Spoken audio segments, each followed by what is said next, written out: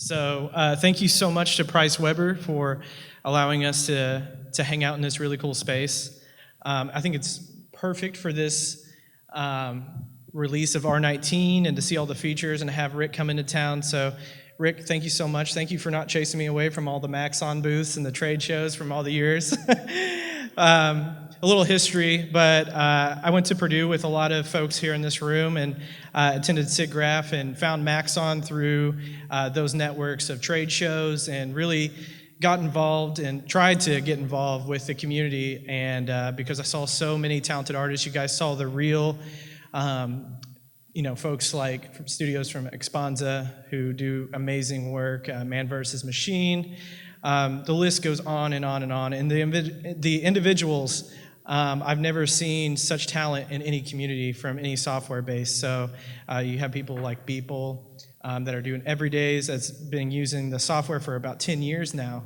So if that's not a testament, I don't really know what is. So they just really do a great job with community involvement, and I just want to thank them once again. And then, of course, Chris Pretty, thank you so much. There you are, sorry. For getting this kind of orchestrated and talking to all your network, as well as Joel, thank you so much. You guys are super busy. And of course, Ryan, thank you so much sorry, I'm already losing you in the room, right? There you are, okay. Yeah, thank you so much. He just had a baby, so Ripley is now with us, so that's so awesome. So anyways, I'll go ahead and get started because last time I ran over, and I just wanted to show you some meager slides that I have. This is kind of our work. What Aaron and I have been producing for about the past 4 years or so. A lot of it's kind of marketing materials, animations. We've worked with some folks in the room to do some interactive experiences. So we're trying to just up the quality in visuals. And Cinema 4D is basically our go-to Army Swiss knife. I mean, I've worked in Maya and Modo, Houdini, like you name it.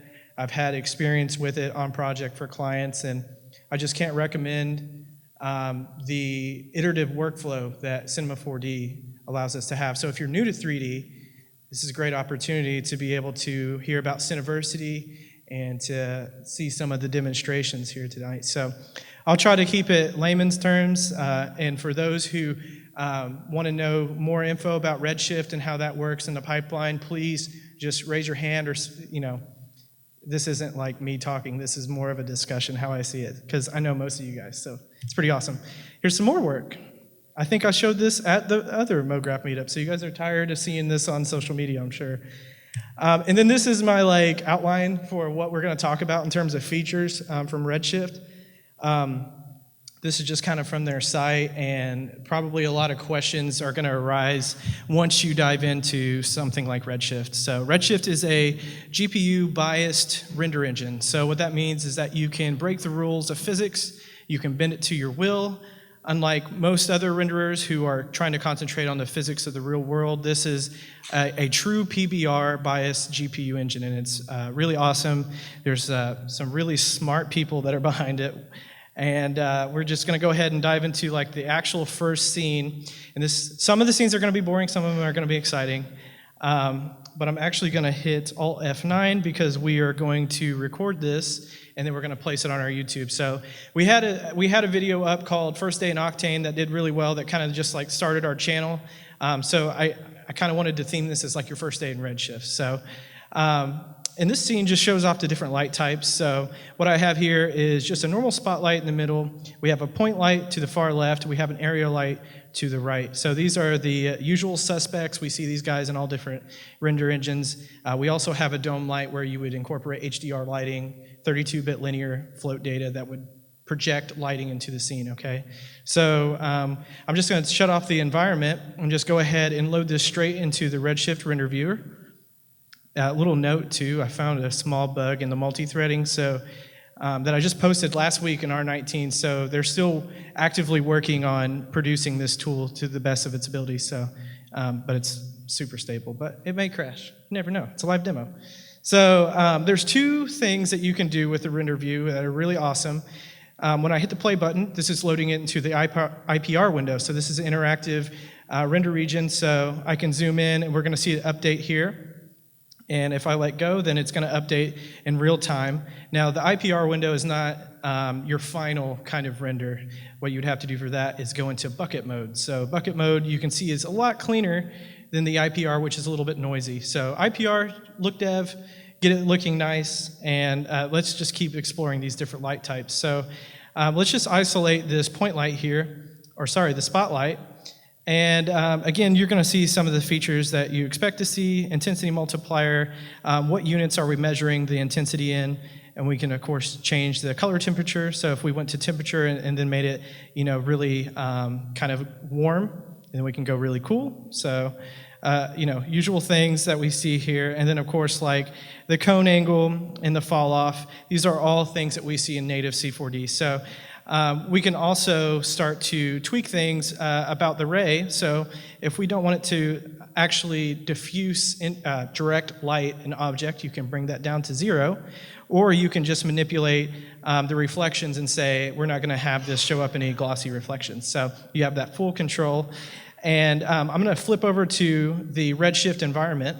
So when I turn that on, then we immediately see from this contribution scale and the volume that this is going to react to volume lighting and forward scattering. So if we bring this down all the way to 0, we still have the fog in the environment, but you have to go in and basically say, I want this light to interact with the volume that is in the scene. So imagine the actual scattering as something that's in the atmosphere. You have more or less based on this, and if I crank that up, then the intensity of the light is going to really show through in terms of the scattering.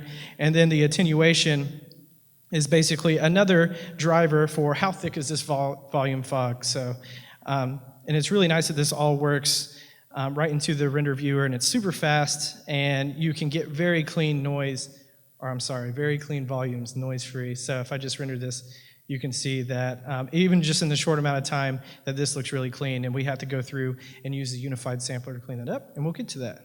So it's really cool stuff. The other thing that was kind of a gotcha for me was the point light. So right now you can see that that's the only thing enabled by the green check marks. That's another thing about Cinema 4D that they do really well is the UI. Like it's common sense kind of when you look at it, and I think that's a great way for people who aren't into 3D to jump in and start seeing all this stuff. So now point light is not physically correct. It's not something that we can actually have in the real world, because you can't have a small dot basically be your light source, and that's what a point light is. It emits light all around us, and of course game engines and all these other things use this kind of point light, and we've been using it in CG forever, right? So what you have to do is, if you keep an eye on the actual scene view, as I increase the intensity multiplier to something ridiculous, then we start to actually incorporate the size of the light. Now notice, has anyone worked in production in the room? Like lighter, gaffer, anything like that? Can anyone tell me like the difference between like a small light source and a large light source? Exactly. Softer shadows with the big lights. We took a tour of the space, and I noticed there was like this huge softbox. So when that silk actually gets illuminated, then that silk becomes the actual source of light. So for car reflections and things like that, studio shots, you're going to have like those large boxes that are going to become the area of light emission. So notice though, we have a really big point light, but our shadows are staying very hard, and that's something that is not physically correct. So even if let's do something ridiculous on the intensity, those shadows are going to stay very hard, but as I go over to the actual area light and enable that, then you can start to see we're starting to get softer shadows, and of course we can come in here and tweak the actual size. So let's do something ridiculous, and then you start to see something that would be like a showroom kind of car to illuminate the belt line, and then you have softer shadows. So cool stuff, simple scene, but things that kind of go without saying will trip you up when you first get in there. So let's go ahead to the next scene, and I know I'm on a time frame, so I'm trying to get through all these examples, and it's going to be a little crazy, so bear with me. So this scene is going to talk about mesh lights versus incandescent lights. So mesh lights in Redshift are basically just your normal light objects. So you come up to lights, and you can go to area light. Once you add that to your scene, you can come down here to the shape. And I have our kind of den font here, glass hand that's sitting there. and we drag in the actual mesh that was created through the Mograph text object here. And it's been collapsed into geometry. And this is something that's really important, that you need geometry to be able to invoke this and make it work. So if I bring up the Redshift Render view, I feel like I'm going to hit that menu all night. But let's go ahead and throw that in there. And you can see that it's illuminating the scene, and it's reacting like a large light source. And this guy's pretty big. If I drop in a 2-meter cube, then this is actually, a 2-meter cube. You can see that it's pretty big. And that comes into play when you're talking about physically correct renderers. Size and scale is a huge, huge thing that you have to keep in mind. Okay, so... and again, we talked about this being a biased render engine, so let's take our first exploration into these render settings. Oh, there's so many. No, not really. It's actually pretty tame if you've seen some of the other engines out there. So if I go over to GI, I don't have to have GI enabled by default. So, and a lot of times I notice artists think that GI is like a magic bullet, like I'll place some lights and then I'll invoke GI and then, oh my gosh, I have this like really great illuminated, beautiful scene. And the reality is that if you do just great lighting and positioning and you're working on the reflections and trying to bring out that object from the background or what have you, then when you invoke GI, you're going to get a result that's anticipated. It's not going to be weird. So if we turn on brute force GI, you can immediately see that we start to get some of that indirect illumination happening here at the foot of the logo. So just off and on real quick. So we're using brute force GI, which is a method that most popular GPU engines use, and it's basically performing on a sample basis. So I'm shooting a number of rays into the scene, and then I'm actually getting a live representation of, is it a noise-free render or not? And sometimes you have to increase the number of rays. So that's one method. We also have irradiance cache, which is personally, I think, probably the best way to go because they keep it very simple. I'm sure a lot of you guys who use V-Ray or who use physical renderer are very familiar with these settings. You may not know exactly what min and max rate is, but I know you've seen it before. So we can just go into the presets and just say we want to set it to low, and then we can just adjust the number of rays. And that's kind of a glossy level of how you can set this up and get to something that is going to be a decent result for you. So you can see that GI is cleaning up just a little bit there. So there are a lot of settings, but those settings are there for you to invoke and to use at your will. It is not something to be scared of. It's something to rejoice because sometimes you'll get a client and, even though it's not physically correct, they're going to say, hide that light in the reflection, or we're going to change the size of the emission here, and it's going to change the overall image. So sometimes you need to be able to have that full control.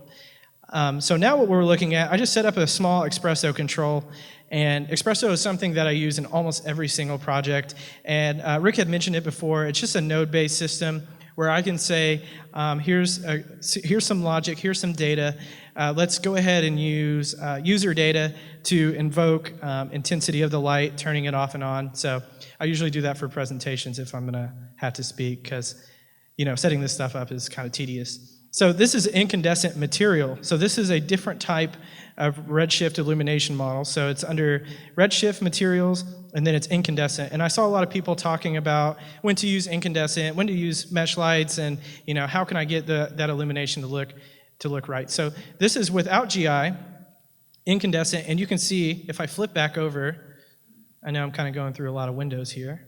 And usually with more monitors, it's a lot easier. But you can see like the incandescent and the mesh light obviously have different properties to them. The mesh light is going to actually be a little more accurate, and it's going to illuminate the back wall, and you can see that it's illuminating the forward part here, and we're getting some shadows. With the incandescent light, it just feels kind of blah, and it's like I could go in and kind of increase the intensity here, and I've a nice thing you can do is actually drag parameters into your viewport so you can easily invoke them and bring them up. But this still isn't looking like what we want it to look like. But if we actually go into the GI model and we change it to something like brute force, then you can see that illumination is going to mimic something similar to the mesh light. So if I go back and forth, mesh light on, incandescent on. So it looks very similar. And you're like, oh, that's great. Well, how do I use this? Why would I use this in my scene? The mesh light, and this is coming straight from Redshift and their documentation, the mesh light is going to be used when, say you have an array of meshes and you need to act as a single light source. So if you had a cloner object and you placed a lot of planes and they were all illuminating, you would want to use the mesh light. It's going to be easier to calculate, it's going to be faster, it's going to be cleaner. The incandescent is just there for your kind of enjoyment. You can have like kind of glowing objects and things like that, but I wouldn't use it as a direct lighting source intentionally. Okay, so that's that little scene. Let's go ahead and move on to my handy dandy list here. And let's look at, we've already looked at these two guys, so globe illumination. Let's talk a little bit about outer core geometry and texturing, and what does that mean? Well, you have limitations, obviously, in computer hardware. So, and a big limitation for GPU rendering is VRAM. So VRAM is, of course, the memory on your graphics card. It basically takes everything in and displays it for you on your screen, and that's why you're getting these awesome like IPR renders really quickly. So the outer core geometry and texturing allows you to kind of put that somewhere else on disk, so you can have a lot of really crazy dense geometry, you can have high resolution textures, and you're not going to burn through a bunch of VRAM and cause error-prone crashes or not be able to render at all. So that's a huge thing about Redshift. And has anyone seen the Overwatch shorts that Blizzard has put out? That was all done in Redshift. So proxies for trees and vegetation and all that stuff. We also have an RS proxy file that we can write out and we can share between different animation packages. So that's really cool too. So let's go ahead and look at tessellation and displacement. I have another kind of small scene file here. So let's just go to the, let's see, what did I name it? Material scene, Mograph. Let me go to File Open. I don't think I opened it. And let's go to Displacement Example. Okay, so displacement, why is it useful? Well, sometimes you have maybe a client or you're working with someone in a team who gives you a kind of low-res object and you need to add high-frequency detail. So if we go ahead and just launch the Redshift viewer again, like I said, I'm going to be doing that all night. I'm going to get tired of it.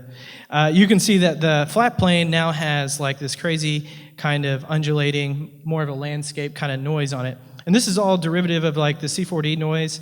So if I open the shader graph, which is super useful inside of Redshift, if you guys are experienced with any kind of node-based editors, you want to be able to see it from like a 30,000-foot view of what's my materials doing, how can I control that, and be able to pipe it in to other places. So this may look a little intimidating at first, but all it really is we have the actual material node, and then we have like a surface output right here. And we're going to plug the displacement into the surface output, and we're going to actually feed it a texture node with a C4D noise. And that's what you're seeing right here. Now, well, this is great, but what if I wanted to blend certain displacements together and set rules and parameters in my shader to invoke some more detail? Well, we have something here called a Displacement Blender node. And what that's going to do is it's going to accept a base input and then a displace input of just 0, and we can actually invoke more layers if we want. So we can actually just daisy chain these things together if you want to get crazy. But let's not get crazy tonight, it's getting late. So we have the C4D shader that's just kind of low contrast. We're going to pipe that into the texture, to the displacement, feed it into the blender, and then we're going to use a circular gradient. And as I go ahead and hook this up, you're going to be able to see some change in the actual render view. So what it's doing right now is it's taking all the C4D shaders and it's baking it down into a texture map, and it's going to be able to show us. So there's a little bit of a pause, but now you can see the actual gradient, the circular gradient, is showing off the low frequency noise and the high detail noise. And you can just zoom in here and check it out. It's looking pretty cool. So another thing with displacement is that you have to have a tag to talk to Redshift and say, hey, I need to tessellate this geometry for displacement, or else you're just going to have this kind of little sappy, if I flip this over to garage shading, oh, actually I increased it a lot, but I can come down here and decrease it.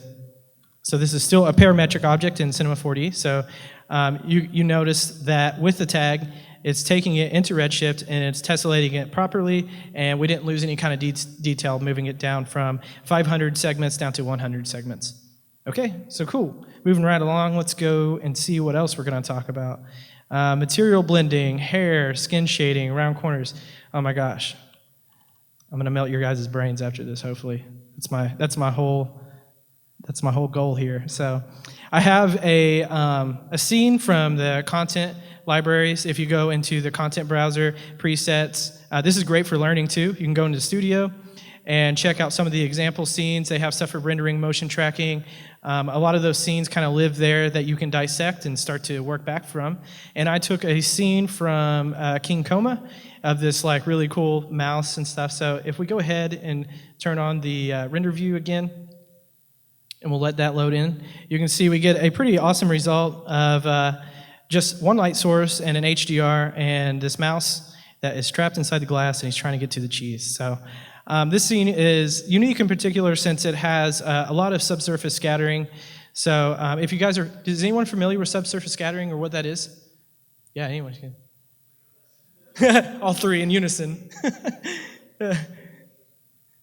Yeah, it's basically where you have a light source and you're firing a ray into the scene, and that ray is going to be able to penetrate the surface of a material and bounce around and scatter inside of it. So things like milk, for instance, is coming to mind. There's a lot of objects out there that enable this to happen. So with the cheese, the light source is coming in, and you can see that it's highlighting these parts where it's actually escaping, and it's creating this kind of illuminated look.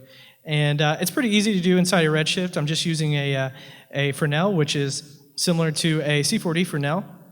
And it's just going in to some parameters here for the scattering coefficient and the extinction. And I'm actually going and inverting this so that I can have these parameters and just kind of gauge them back and forth and get the look that I want.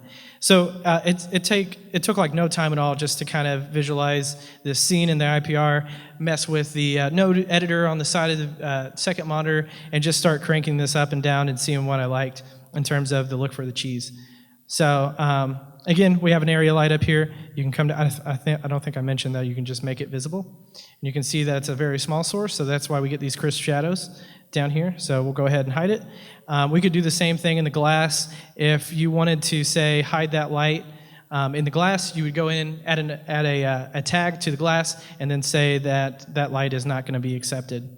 So basically, what I wanted to show you here, which is pretty cool, is the fur engine inside of Redshift is just incredible, and it works natively pretty much right out of the box with the C4D hair, and there's not much that you have to change. So what you would normally do is you would grab some polygons here, and you would go up to simulate, you would go to hair objects, you would add hair, and then that's going to create a hair material for you. And Redshift already knows that Cinema 4D and the hair material that it has internally, it's going to link up.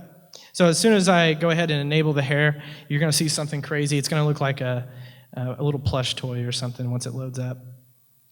But I'm able to replicate and clone a lot of hairs over the surface pretty fast, and it's pretty quick. So if I go in here, we have about, 10,000 hairs that I am then cloning 20 times over the surface. So, and I'm not really getting a crazy hit to my render times. I can go in here and kind of isolate a render region and start to tweak and go into my C4D tools and go into the hair material and change the color of the strands, set up the specular, the thickness, and just really have a heyday in here. There's tons of parameters. I just went through and just turned on frizz kink and got some kind of variation in the hair. Okay, so that's actually straightforward, very easy to use. I like that the integration there is pretty seamless.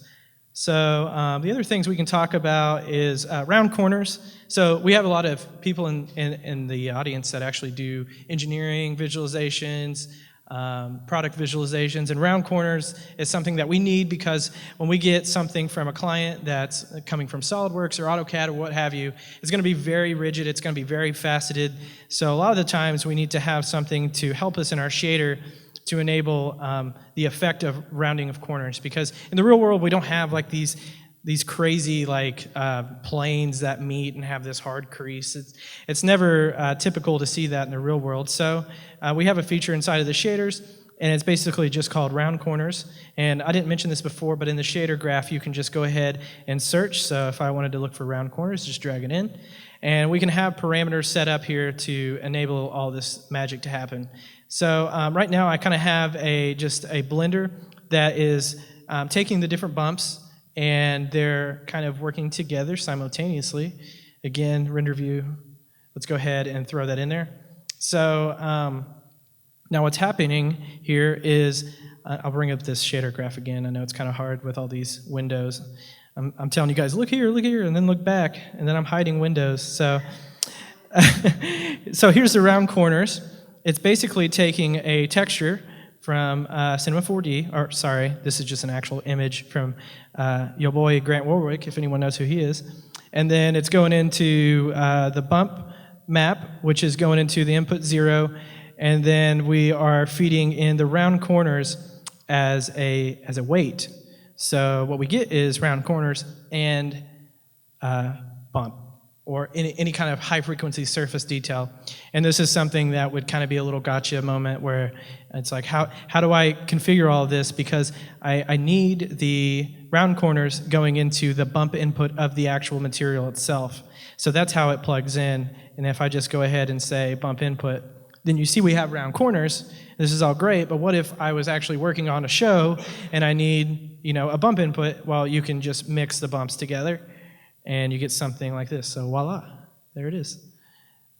All right, so what else do we have to cover? We're going to get into something a little more exciting here. I have a Mograph example. This is just really quick, just to show you. We just have a cloner, and we actually have the random set to color. We're additive over time through the noise, and we're basically able to straight away get that kind of feedback inside of Redshift. So if I go ahead and fire up the IPR, then you can see we can get kind of a representation almost in pseudo real time of these guys kind of jiggling and what have you. So that's all being coordinated through the actual integration with Mograph. And let's see, I want to point to you the exact place where it happens. Well, it's actually just reading the color mode from the Mograph module internally. So, and then we just have a simple dome light. Okay, so that's kind of like how it can integrate with Mograph, and it can go way deeper, but like I said, I wanted to keep this kind of glossy and just introduce you guys to Redshift and what some of the cool features are in here. So this one is pretty awesome. So like I said, with the Overwatch stuff, you're trying to generate a lot of detail, especially something like leaves or trash or something that you're populating a world with, and you don't want that to be like the main focus, right? You don't need to put a lot of resources into that. So we have a sprite shader in here that can generate a ton of detail on the fly, and this just has a normal dome light in here, and you can see the intensity is just kind of pumped up on the material. But you can come in here and just keep adding as many clones as you want. This is something that's really great for, like I said, trees, foliage, reading in a bunch of data from outside places. You can just use the sprite shader, and what the sprite shader accepts is just a simple, let me just go to the graph, it's a little easier to see. You're taking in a stencil image, and then I'm feeding it an actual texture into the color, and I'm reading both of those. And since it has alpha, it just works as a cutout. So fun stuff there. The other example that I think I've got through all the boring stuff. Let's look at the material scene. Okay, one more boring thing. This is actually pretty cool. So if I actually open the mat, which is on here, which I believe is the rubber, so let's just kind of take a peek and see what's in here. I had formulated this as Octane, as a kind of a scene to preview materials, and this is kind of how I work.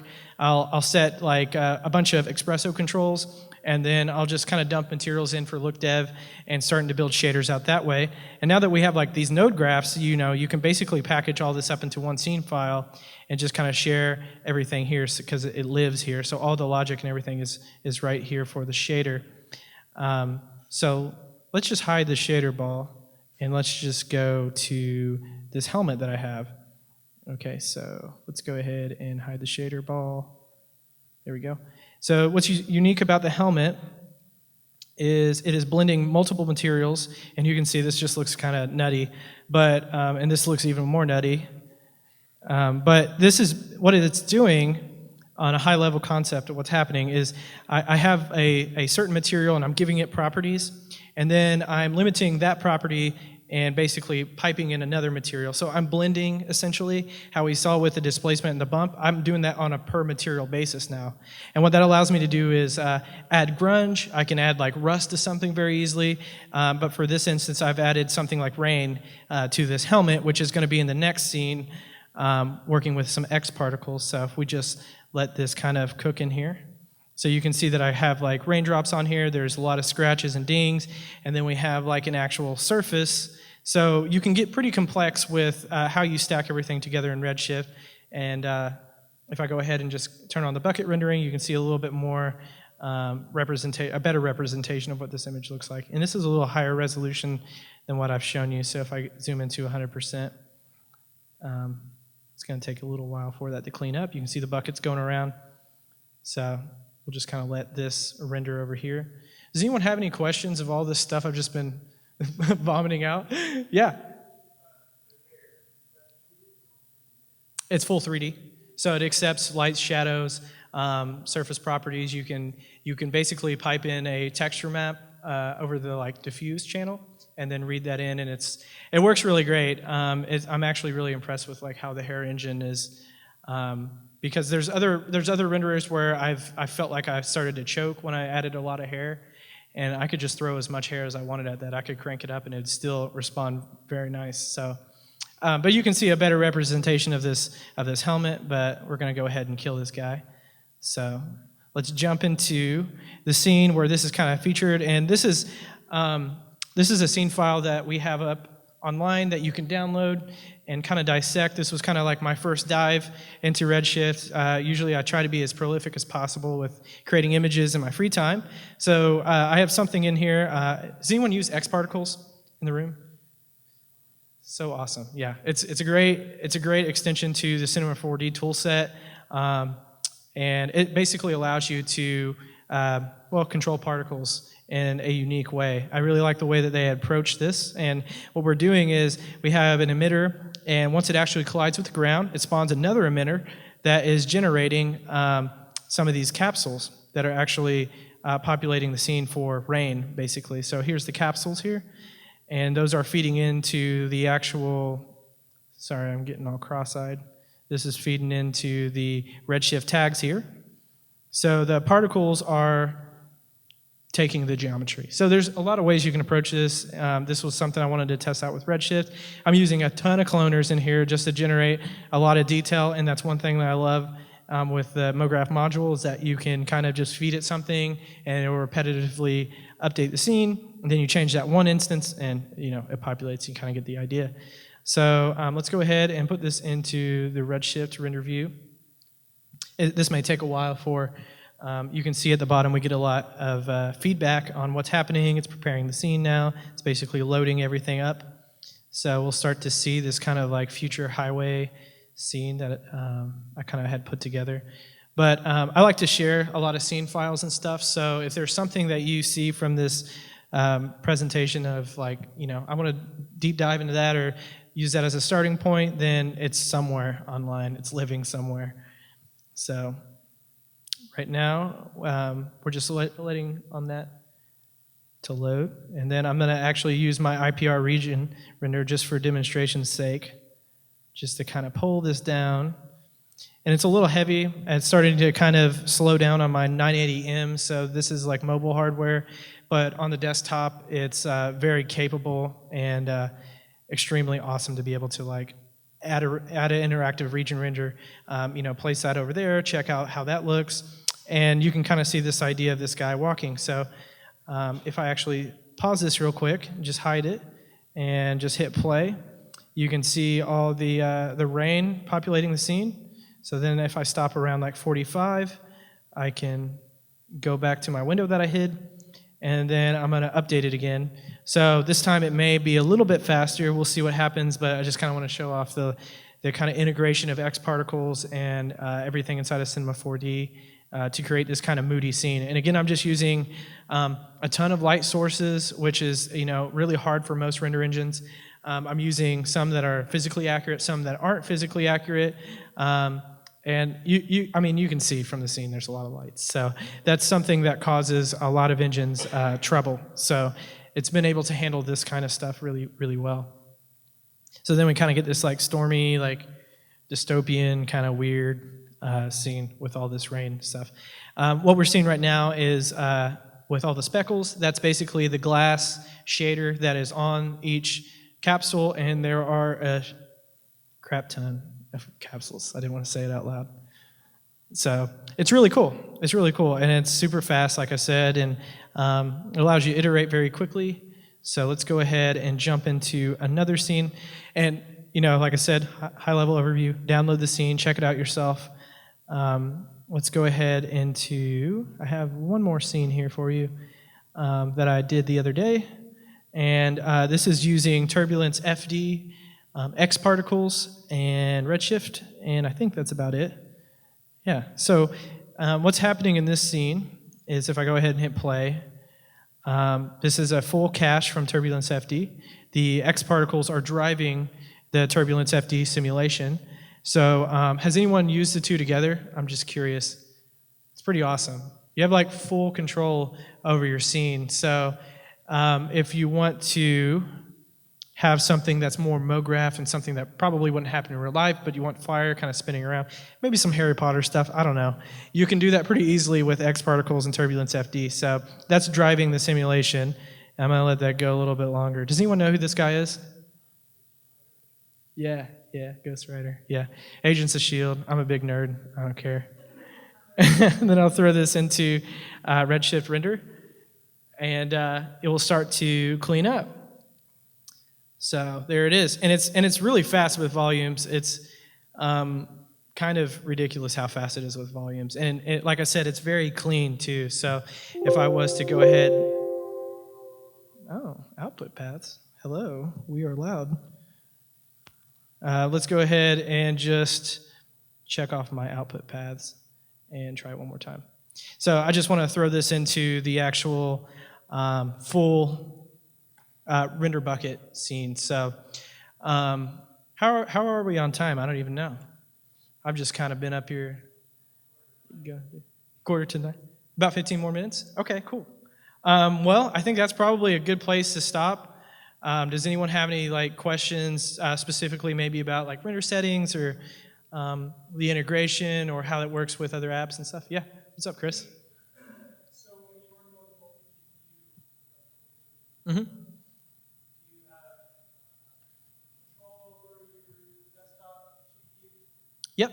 Yep.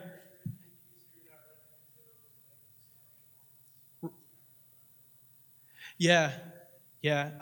For most scenes where I'm not just throwing a crazy kind of benchmarking like the system, it's really fast, it's really responsive. On the laptop, not so much. I mean, I think I'm melting through the acrylic here because it's so hot this machine is. But like on your desktop machine, you have 1080s, right? Full desktops, 1080 Ti's?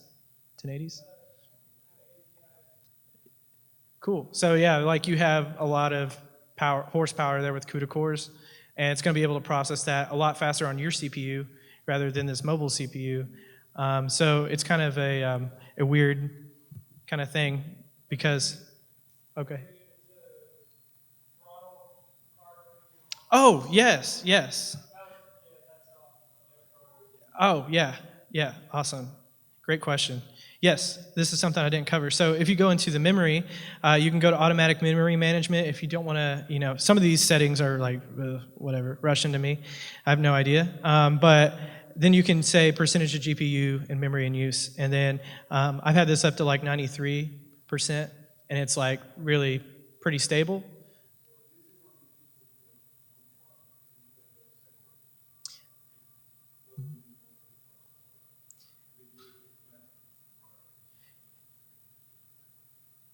Yeah, if I go to so the question is is it using 1 or 2 or 4? I have 4 in my main workstation. So if I go to the feedback display, I should have had this up too. You can see everything that's going on in the scene, and it's my laptop sounds like a jet engine right now. But you can see that it is taking advantage of both of my GPUs, and of course in my main rig I have 4 980 Ti's.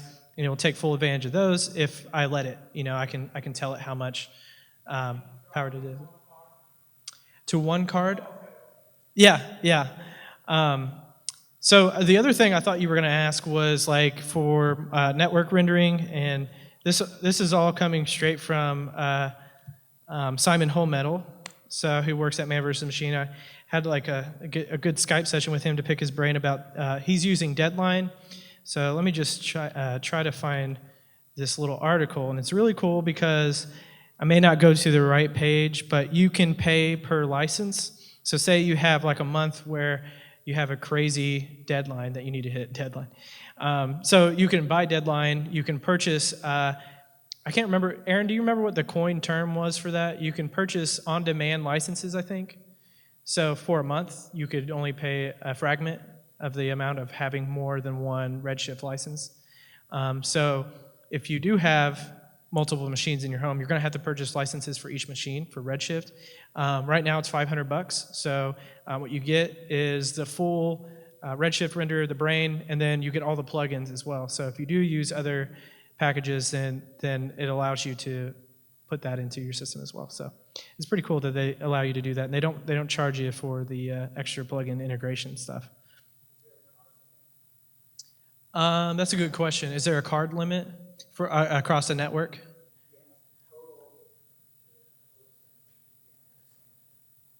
I don't think I've ever heard a number, but I'm sure there is a number. So the question was, is there a card limit across the network? I'm not sure on that. Yeah.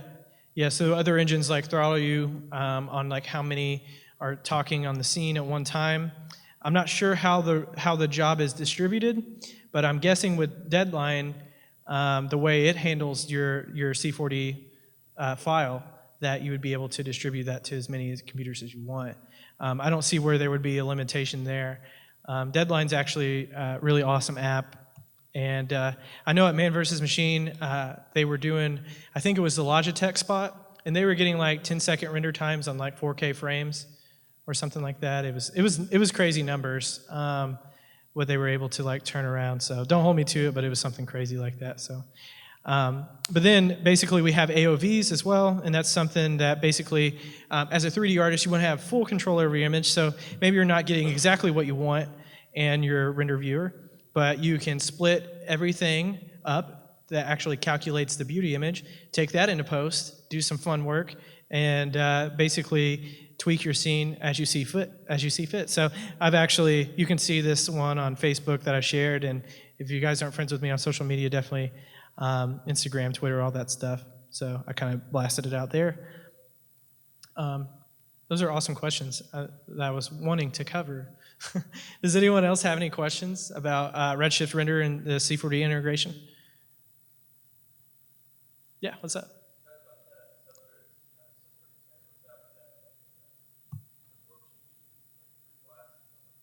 Mm-hmm.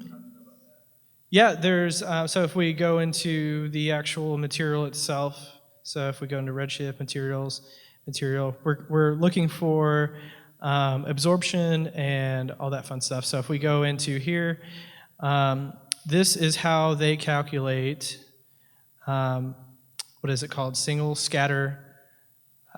subsurface scattering is all happening here. So you can change it from transmittance to extinction, and then you have control over there. So the difference between the two, in the documentation, it basically says like extinction is a better way to handle color. So I haven't done a huge deep dive into what that actually means, but I'm anticipating what it means is if you're familiar with like how, light, when it enters something, like one gets kind of left behind in that spectrum, sometimes you have to do the inverse. And we have like the color wheel here that we can choose from, where we can do like the inverse of that as it enters as the medium. So I think with the extinction, if you want it to be blue subsurface, you can just pick blue.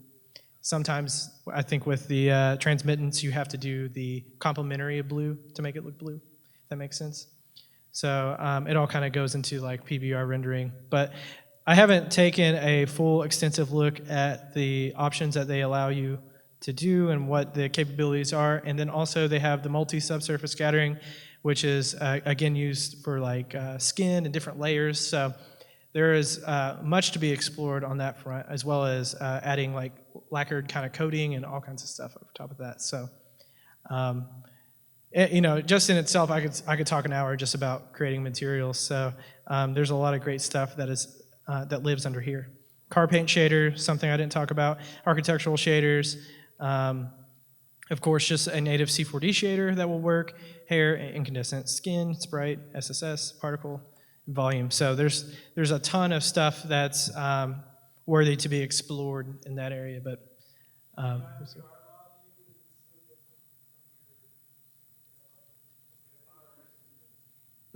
Yeah, the IPR sometimes, depending on the scene, is kind of just a representation. It's something that you can kind of zoom around the scene and kind of get an accurate look at where my lights are, how is it affecting the scene overall. And then when you switch over to bucket rendering, then that's going to be your final output.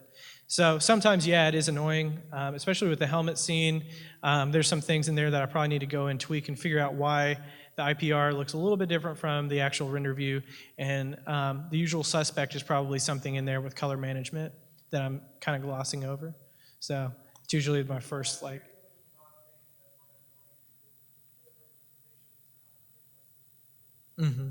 yeah.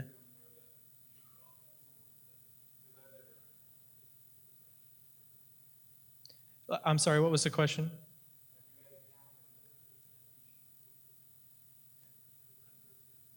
Oh, no, I haven't encountered an issue where like the IPR looks a little bit different than the bucket rendering.